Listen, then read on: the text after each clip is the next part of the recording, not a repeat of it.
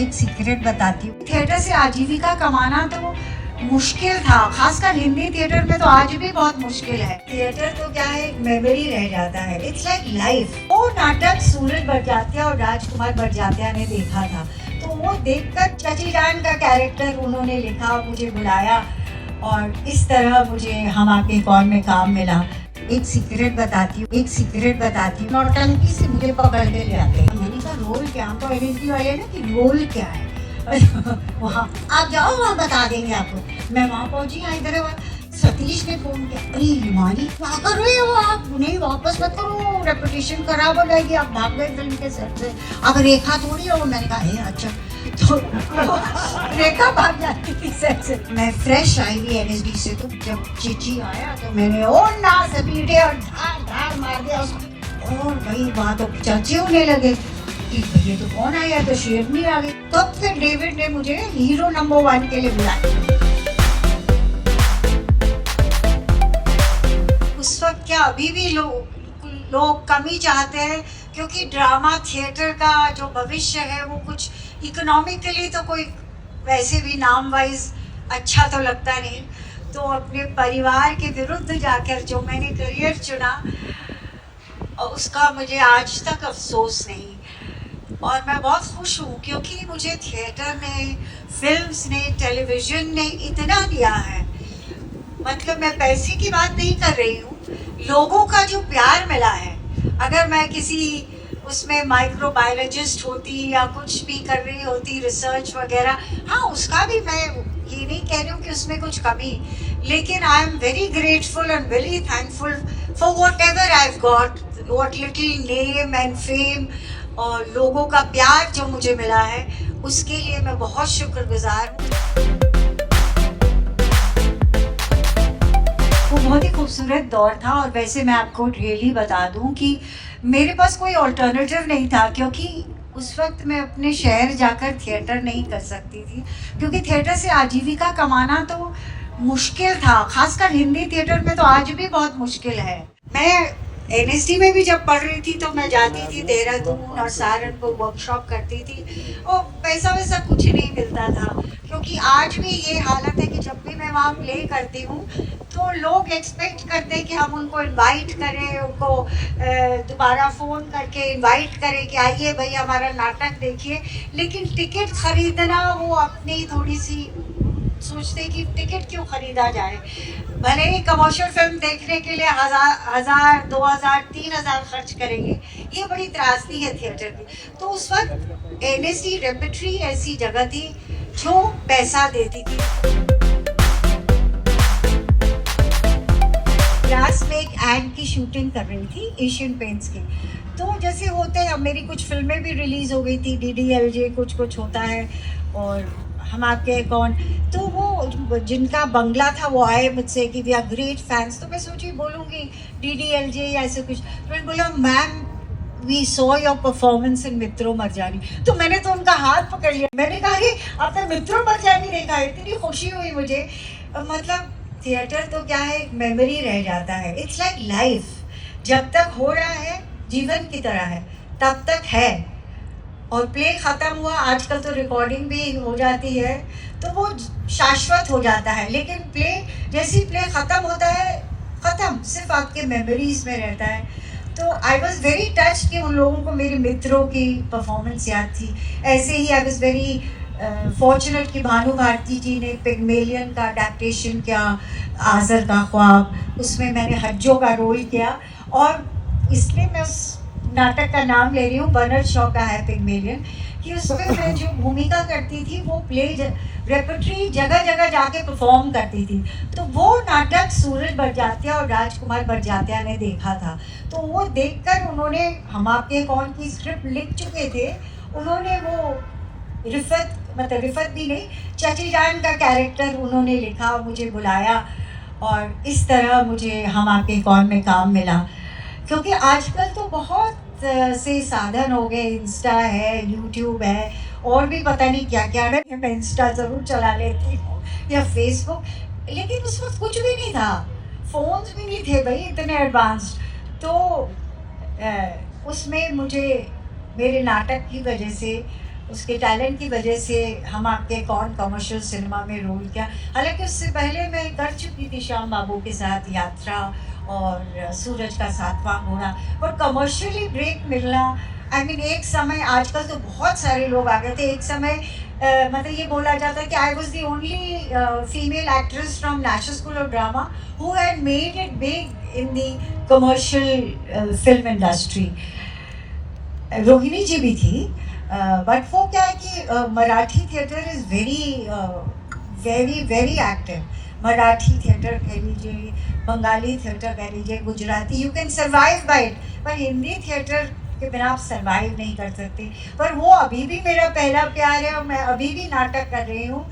आजकल मैं एक तो सोलो करती हूँ मनु भंडारी का, अपने को थिएटर से इन टच करते रहे मनु भंडारी की कहानियों पर, और एक मैं रशियन प्ले करती हूँ राजेंद्र गुप्ता जी के साथ, जीना इसी का नाम है।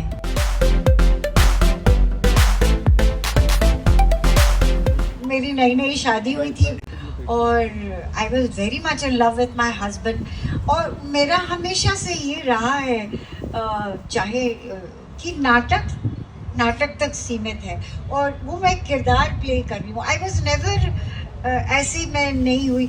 बहुत सारे लोगों का हो जाता है इश्क में, मना नहीं कर रही, और बहुत अच्छी बात है, काश मेरा भी होता किसी के साथ ज्ञान जी के साथ। मैंने जब दाखिला लिया LSD में तो रैगिंग सिस्टम होता है, थर्ड ईयर सेकेंड ईयर के लोग रैग करते हैं, और फिर उस वक्त मैं बहुत रोई थी क्योंकि नई छोटे शहर से आई थी, तो आई वॉज वेरी अपसेट और ट्राइंग टू हाइड इट तभी। और सीनियर भी एक थे मुझसे, वो 4 साल सीनियर थे, एंड वो जर्मनी गए थे LSD के बाद, और फिर उसके बाद आए थे, और वो गाते बहुत अच्छा थे, मांड भी बहुत अच्छा गाते थे। तो उस वक्त वो गा रहे थे, एक जगजीत जी की गज़ल बहुत फेमस हुई थी, सरकती जाए है रुख से नकाब आहिस्ता आहिस्ता। तो वो इतना खूबसूरत गाया कि मैं पिघल गई।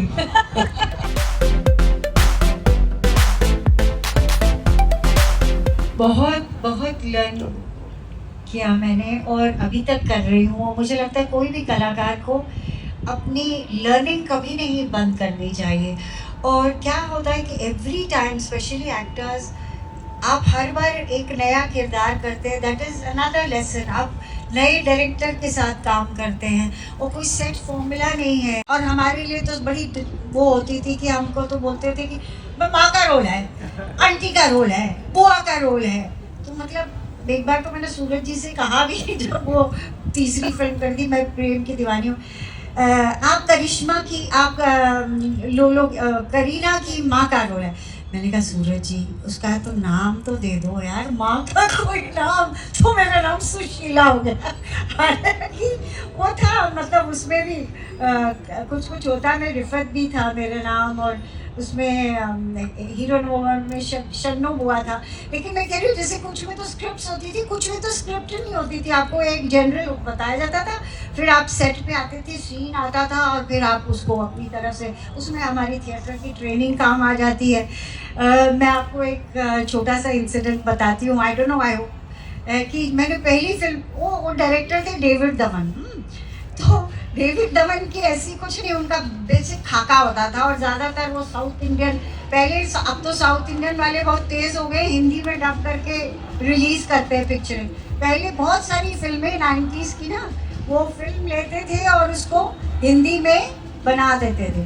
तो जैसे बीवी नंबर 1 भी वो थी, और हीरो नंबर 1 तो पहले थी साजन चले ससुराल। तो मेरा सेक्रेटरी बड़ा एक्साइटेड कि भैया डेविड की पिक्चर, डेविड ने आंखें बना ली, डेविड की पिक्चर है, डेविड, और टिकट पकड़ा दिया। मैंने कहा रोल क्या, हम तो LSD वाले ना, कि रोल क्या है वहाँ आप जाओ, वहाँ बता देंगे आपको। मैं वहाँ पहुँची हैदराबाद, अब मैं पूछी कोई असिस्टेंट वगैरह कोई मिलने नहीं आ रहा। मैंने कहा रोल क्या है, तो सतीश कौशिक जी भी थे उस फिल्म में, वो गोविंदा के वो बने हुए थे। तो सतीश ने फ़ोन किया, अरे हिमानी तू क्या करे, क्यों आ गई। सतीश जी को मैं ऐसे जानती थी कि मैंने एक सीक्रेट बताती हूँ कि एक फिल्म मैंने LSD से भागकर मैंने भी की थी, अब आएगा मज़ा उस टाइम में स्टूडेंट थी। वो क्या था, आलोक नाथ थे ना, वो प्रोड्यूस कर रहे थे कि आ जाना। तो उसमें वो पंकज प्राशर के असिस्टेंट थे।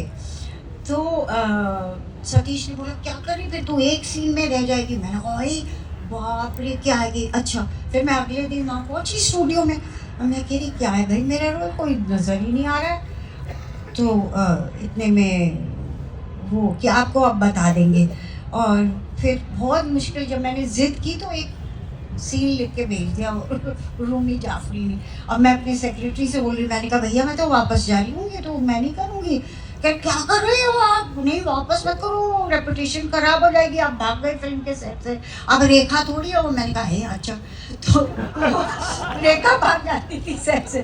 तो मैंने सीन पढ़ा, कुछ नहीं था वो सिचुएशन, पता नहीं अगर आप लोगों ने फिल्म देखी साजन चली, कि ये डबल दो औरतों के साथ उनका पति बना हुआ, एक टबू और एक करिश्मा। तो वो आ जाती है टबू की माँ, टबू की सास आ जाती है। तो ये बोलती है कि देख ये अगर छल कर रहा है इसका एक पार्टी कि तू भी बोल के अपनी सास को बुला। तो ये देखते कैसे बुलाएगा, वो तो मेरे घर आएगी। तो ये इसको बोलता भाई कोई माँ पकड़ के ला, तो नौटंकी से मुझे पकड़ के ले आते हैं। तो मैंने कहा क्या करूँ, अब मेरे पास था गोविंदा जी लेट आते थे तो मेरे पास 2-3 घंटे थे और मैं फ्रेश आई हुई NSD से, तो मैंने उसमें बिहारी एक्सेंट डाल के और पूरा सीन तैयार कर लिया। और फिर जब चिची आया तो मैंने ओ ना सपीटे और धार धार मार दिया उसको, वो भी, लेकिन फिर भी वो रिएक्ट किया। और स्टेज में सेट पे तालियां बज रही।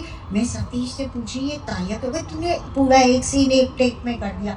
उस टाइम वो होता था कि आप कितना मैगजीन बचा सकते हैं। और भाई वहाँ तो चर्चे होने लगे कि भैया तो कौन आया, तो शेरनी आ गई। और फिर मुझे रात को सतीश ने फिर से फ़ोन किया, कहते हैं कि यार सब तेरी तारीफ़ कर रही है, कौन अच्छी एक्ट्रेस आ गई है। मतलब गोविंदा से लेके कादर भाई भी सेट पर थे तो सब तारीफ़ कर। तो मैं अगले दिन जाने का टिकट, तो मैंने एक छोटी सी चिट्ठी लिख दी, thank you David ji for calling me for this role, but I believe you praised my this thing, but next time please call me for a better role. तो फिर डेविड ने मुझे हीरो नंबर 1 के लिए बुलाया, कह रहे इधर आ, तू बहुत नाराज़ हो गई थी ना, ये देख अब तो है तेरा रनिंग रोल है। तो मुझे फिर वो शन्नो बुआ का रोल मिला।